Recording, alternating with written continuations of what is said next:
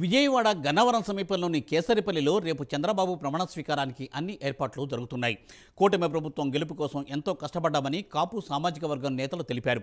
95% మంది కాపు ఓటర్లు ఈసారి కూటమి ప్రభుత్వానికే ఓటు వేశారని అన్నారు. దీనిపై మరింత సమాచారం మా ప్రతినిధి రాంబాబు అందిస్తారు. కేసరపల్లిలో ముఖ్యమంత్రిగా చంద్రబాబు నాయుడు ప్రమాణ స్వీకారోత్సవానికి కూటమి ప్రభుత్వం ఏర్పాట్లో కూడా అనేక మంది కృషి చేసిన పరిస్థితి ఉంది. దీంతోపాటు కొంతమంది రాష్ట్ర స్థాయి కాపు నాయకులు కూడా కృషి చేశారు ప్రభుత్వం కూటమి అధికారులు రావడం కోసం. ఇక్కడ ఆర్ఎట్ ప్రకాష్ గారు ఉన్నారు, కాపు నాయకులు అన్నిటి తీసుకునే ప్రయత్నం చేద్దాం.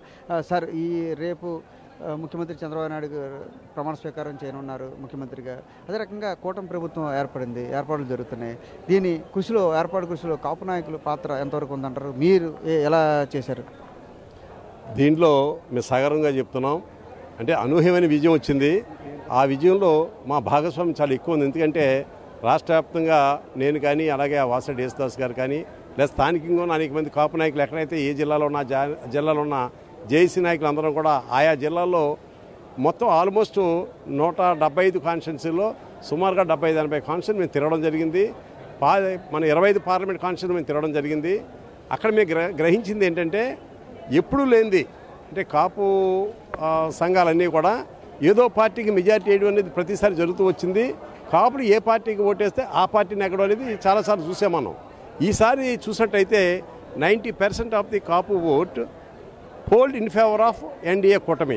దానికి అనేక కారణాలు ఉన్నాయి.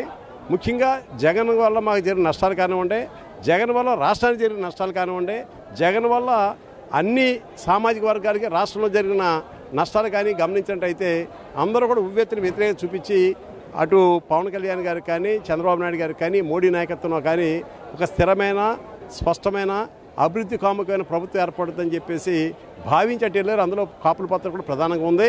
ముఖ్యంగా పవన్ కళ్యాణ్ గారు కూటమి ఏర్పాటులో ఆయన చేసిన కృషి కానివ్వండి, చంద్రబాబు గారు పవన్ కళ్యాణ్ గారి ముందే అంటే కూటమి ఏర్పడిన వెంటనే ఒక దూరదృష్టి గల నాయకుడు, ఒక విజనరీ, రిఫార్మిస్టు, మంచి పరిపాలకుడు చంద్రబాబు నాయుడు గారే సీఎం అని చెప్పి ఆయన నోటితో అనౌన్స్ చేయడం, ఆయన ఉదాత్తతకే, ఆయన యొక్క పరిణతికి మేము స్థిరంగా అవుతూ ఈ కూటమి ప్రభుత్వం అతి త్వరలోనే ఆంధ్రప్రదేశ్ని గాడి తప్పిన ఆంధ్రప్రదేశ్ ఆర్థిక వ్యవహారాలు కానీ, సామాజిక వ్యవహారాలు కానీ గాడిలో పెట్టి అభివృద్ధి వైపు తీసుకెళ్తారని పూర్తి విశ్వాసంతో ఉన్నాం.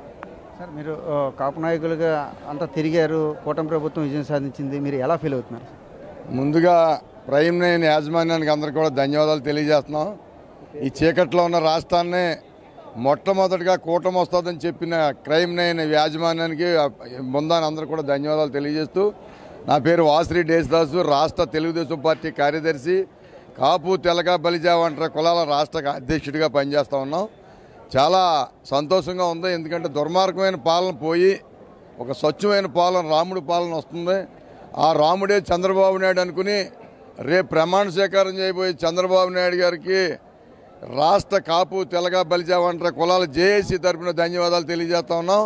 అదేవిధంగా పవన్ కళ్యాణ్ గారికి మరి అందరూ చెప్తా ఉన్నారు, ఉప ముఖ్యమంత్రిగా ప్రమాణ స్వీకారం చేయబోతున్నారని, వారికి కూడా ధన్యవాదాలు తెలియజేస్తూ, రాబోయే కాలంలో కక్ష సాధింపు లేకుండా ప్రజలే మా దేవుళ్ళు, సమాజమే మా దేవాలయం అని ఎన్టీ రామారావు ఏదైతే నినాదం ఇచ్చారో ఆ నినాదం ప్రకారంగా ఈ కూటమి పనిచేస్తుందని చెప్పి నమ్ముతూ, రాబోయే కాలంలో అన్ని కులాలకి, అన్ని ప్రాంతాలకి, అన్ని మతాలకు కూడా కూటమి న్యాయం చేస్తుందని చెప్పి సందర్భంగా తెలియజేస్తున్నాం.